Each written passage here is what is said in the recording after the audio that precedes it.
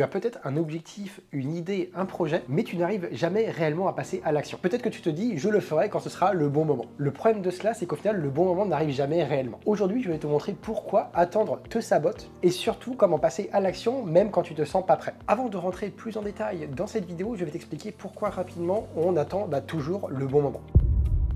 Alors, il y a plusieurs raisons à cela, comme par exemple la peur de l'échec, le fait d'être perfectionniste ou bien l'illusion du moment parfait. Par rapport à la peur de l'échec, ça va être des phrases très classiques du style « et si je me plante et si ça ne fonctionne pas ?» des trucs, voilà, de ce genre de phrases qui bloquent pas mal l'avancée vers l'action. Pour les perfectionnistes, certaines personnes ne veulent rien commencer avant de réellement penser que le plan est parfait et donc elles ne passent jamais à l'action. Et par rapport à l'illusion du moment parfait, c'est des phrases aussi typiques et au final ça n'arrive vraiment jamais. Voilà, et si j'avais plus d'argent, et si j'avais un meilleur entourage, et si j'étais plus stable dans la vie de tous les jours, ou ce genre de choses. Petite phrase à retenir, tu n'as pas besoin d'être prêt pour commencer, tu as plutôt besoin de commencer pour devenir prêt. Maintenant, voyons 4 grands principes qui vont faire que tu vas plus pouvoir passer à l'action. Principe numéro 1, le mouvement crée l'action. Alors pourquoi attendre la motivation est une erreur? Alors ce n'est pas une règle générale, mais la motivation vient très souvent après l'action et non avant en fait. Des fois, on se dit, voilà, je vais vraiment attendre d'être motivé pour passer à l'action et faire des trucs.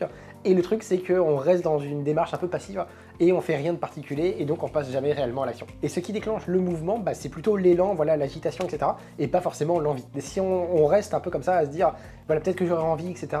Ou pas, au final, on fait pas grand chose et on reste dans une routine comme ça, encore là un peu passive et on passe jamais à l'action. Donc comment utiliser par exemple ce principe? Donc par exemple avec la méthode des 2 minutes, le principe ici, ça va être de commencer une tâche qui va durer 2 minutes. Tu peux arrêter après si tu as envie, mais ce qu'on constate en général, c'est que la majorité des gens, 90% des gens, continuent en fait cette tâche jusqu'à temps qu'elles soient un peu épuisées ou qu'elles aient envie de passer à autre chose. Donc au final, tu vas te mettre dans un bain d'action et tu vas te dire, finalement, c'est pas si mal que ça et je continue ma tâche en question. Et deuxième chose, mini engagement égale maxi résultat. Plutôt que de dire je vais écrire un livre, tu peux plutôt te dire à la place je vais écrire un paragraphe et demain je continuerai à la suite de ça. Au final, on constate que tu vas sûrement pas écrire qu'un paragraphe, tu vas peut-être écrire une page complète et après tu vas être dans un élan dynamique et tu vas continuer à être dans l'action.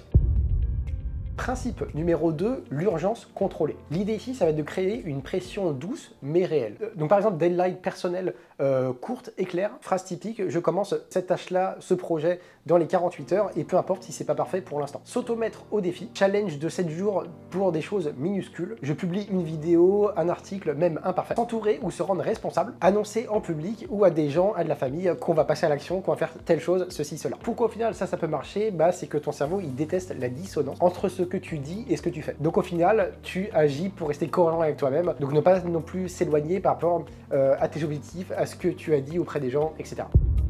Principe numéro 3, réduis le poids mental de l'action. Ce qui te bloque au final, ce n'est pas réellement l'action, mais plutôt ce que tu imagines qu'elle implique. Donc découpe le projet. Donc par exemple, ne te dis pas je vais créer une boîte, mais plutôt je vais acheter un nom de domaine aujourd'hui sur internet. Ou bien au lieu de dire je vais faire une séance de sport, tu peux te dire je vais mettre mes chaussures de sport et faire 10 squats, par exemple. Et également, utiliser la visualisation active. C'est important de se visualiser en train d'agir et pas juste uniquement après avoir réussi. Le cerveau va automatiquement créer une familiarité avec l'action et donc il y aura moins de peur à la suite de ça.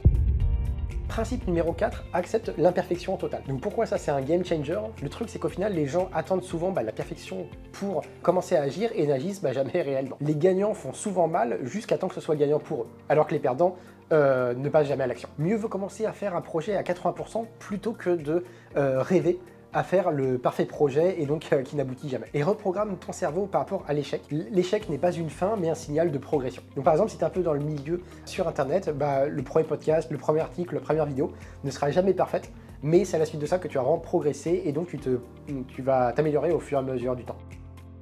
Donc pour conclure, en général, les grosses fautes, c'est attendre d'être prêt, vouloir commencer trop gros, le fait de vouloir que ce soit trop parfait au début, et le fait de trop penser avant que chaque projet, et donc on ne passe jamais à l'action. Ce que tu n'as pas commencé aujourd'hui, tu le regretteras sûrement dans un an.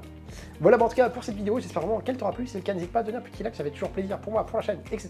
Puis je te dis à bientôt, salut!